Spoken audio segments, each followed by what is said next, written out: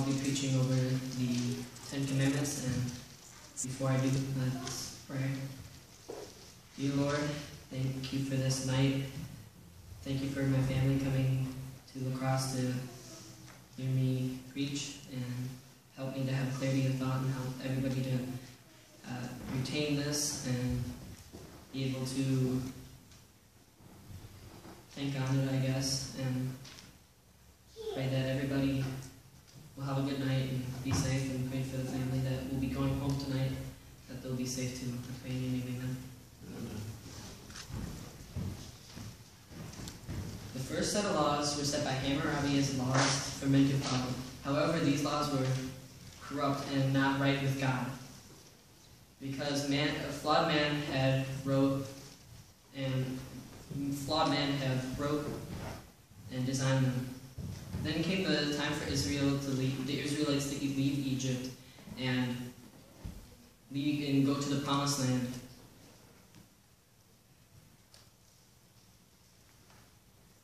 After they left, God sent 10 flawless and holy laws for the Israelites to follow, so they would be able to have a good relationship with God. But my desire will be to explain these 10 flawless and holy laws for all of you tonight. The first set of laws were to reveal our need for a relationship with God, and the second set of laws were to reveal our relationship with our fellow man. Point number 1 is man's relationship with God, which is verse 3 through 11. Exodus 20 verse 3 says, "Thou shalt have no other gods before me. Thou shalt not make unto thee any graven image, or anything, or any likeness of anything that is in heaven above, or that is in the earth beneath, or that is in the water under the earth.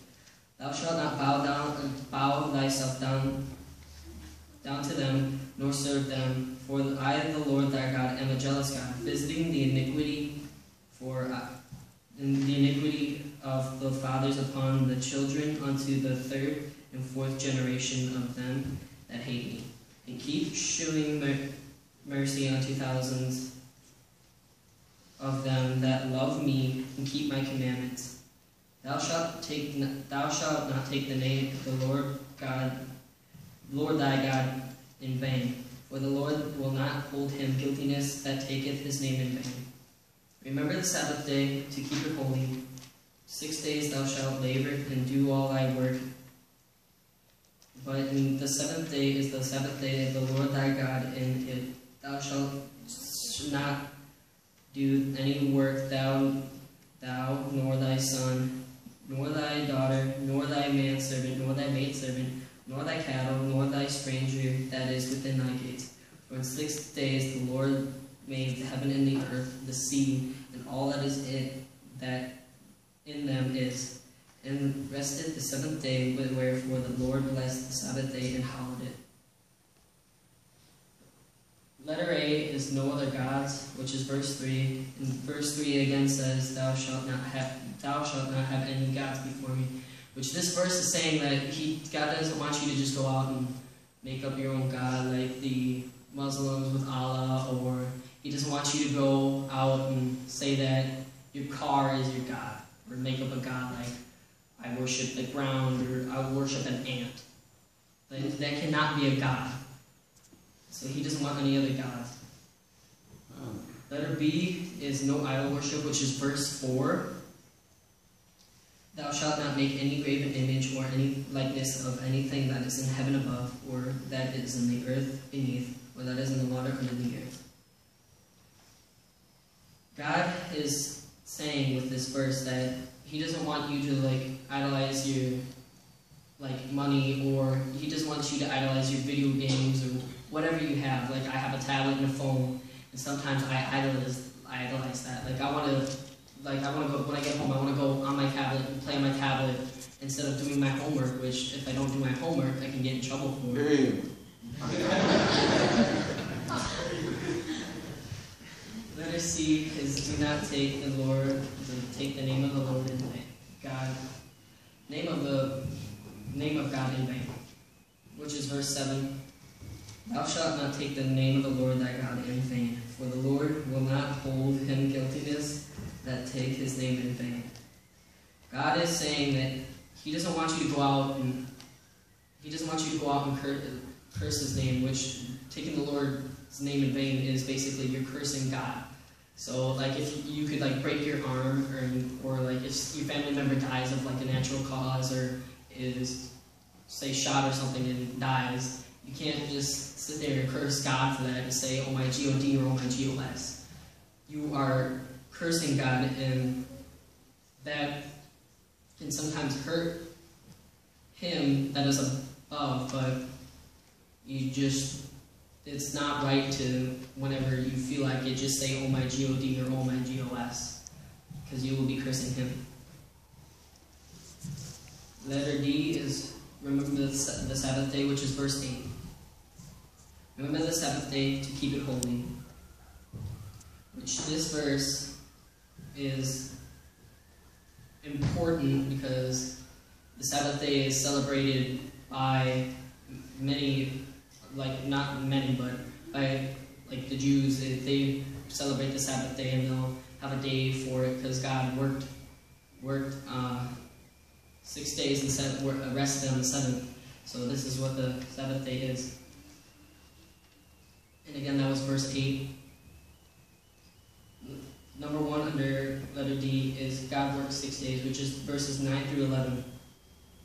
6 days thou shalt labor, thou shalt labor and do all thy work, and in it thou shalt not do any.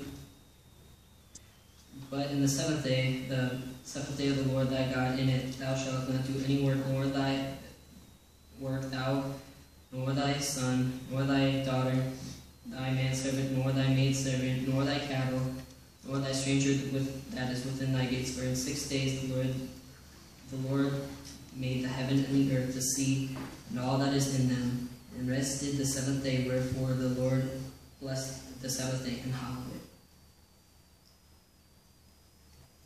Which again, with number 1, which God worked 6 days and He rested on the seventh. That's where letter D would fit in with number 1 would fit in with letter D. Number 2 under letter D would be the Lord blessed the Sabbath day, which is verse 11 again. I'm not going to read that since I didn't read it.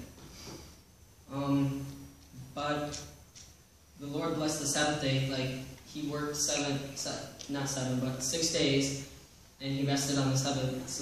And He blessed the day, so you could have a day of rest and like spend time with family and praise Him on the Sabbath. Point number 2 is man relationship with his neighbor. That's verses 12 through 17. Honor thy father and honor thy mother, that thy days may be long upon the land which the Lord thy God giveth thee. Thou shalt not kill, thou shalt not commit adultery, thou shalt not steal, thou shalt not bear false witness against thy neighbor, thou shalt not covet thy neighbor's house, thou shalt not covet thy neighbor's wife, nor his manservant, nor his maidservant, nor his ox, nor his ass, nor anything that is thy neighbor's. Letter A, which is verse 12, is honor thy father and honor thy mother.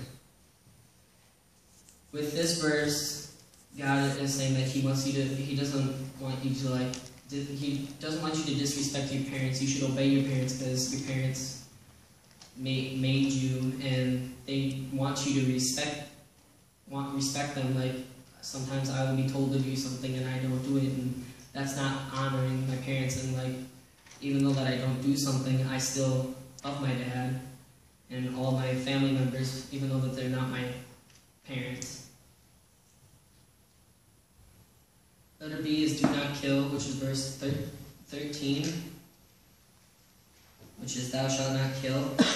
God doesn't want you to go out and murder somebody and like go out and stab somebody just because you're mad, or go out and like, run them over with a car or hit them over the head until they die or something like that. But have you ever thought what happens when you get angry?